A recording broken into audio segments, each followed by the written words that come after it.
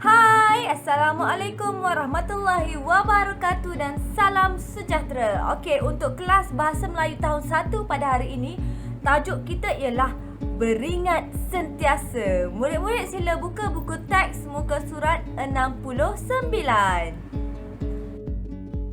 Baiklah murid-murid, untuk aktiviti pada hari ini kita akan membina ayat dengan menggunakan kata tanya dengan betulnya. Apa itu kata tanya? Kata tanya ialah perkataan yang digunakan untuk menanyakan atau menyoalkan sesuatu. Contohnya, apa, siapa, mana dan bila. Faham? Okey, kalau murid-murid lihat dalam buku teks, okey, contoh ayat tanya ialah, apakah nama pondok ini? Siapakah yang bertugas di sini? Bilakah pengawal keselamatan bertugas?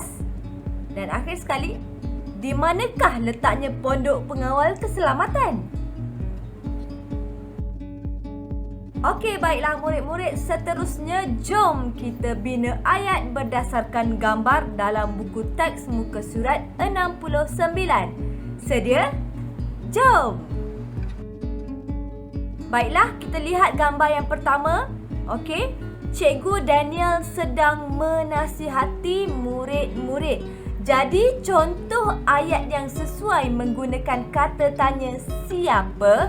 Contohnya, siapakah yang sedang menasihati murid-murid?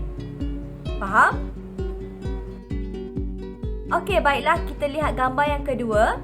Murid-murid dilarang bermain di atas tangga. Okey, itu adalah ayat kepada jawapannya. Macam mana pula soalannya ataupun ayat tanyanya? Kita akan gunakan kata tanya mana.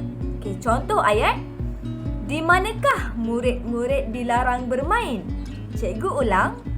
Di manakah murid-murid dilarang bermain? Okey, seterusnya gambar yang ketiga. Ini gambar stor tukang kebun. Okey, baiklah. Contoh ayat tanya menggunakan kata tanya apa. Ini gambar apa? Okey, jadi cikgu ulang. Ini gambar apa? Sesuai dengan jawapannya tadi, ini gambar stor tukang kebun. Faham? Dan gambar yang terakhir, juga ayat yang terakhir akan kita bina hari ini. Okey, kita tengok gambarnya. Murid-murid membeli makanan pada waktu rehat. Itu jawapan dia. Jadi soalan dia macam mana? Okey, kita akan bina soalan dia ataupun ayat dia menggunakan kata tanya bila. Contohnya, bilakah murid-murid membeli makanan? Okey, cikgu ulang. Bilakah murid-murid membeli makanan? Faham? Baiklah murid-murid yang cikgu kasihi sekalian, untuk tugasan pada hari ini, murid perlu menulis semula ayat yang menggunakan kata tanya tersebut dalam buku tata bahasa. Boleh? Okey, cikgu ulang semula 4 ayat yang awak perlu tulis dalam buku tata bahasa. Okey, yang pertama, siapa? Siapakah yang sedang menasihati murid-murid? Ayat yang kedua, mana? Di manakah murid-murid dilarang bermain? Ayat yang ketiga, apa? Ini gambar apa? Dan ayat yang keempat, bila? Bilakah murid-murid membeli makanan? Faham?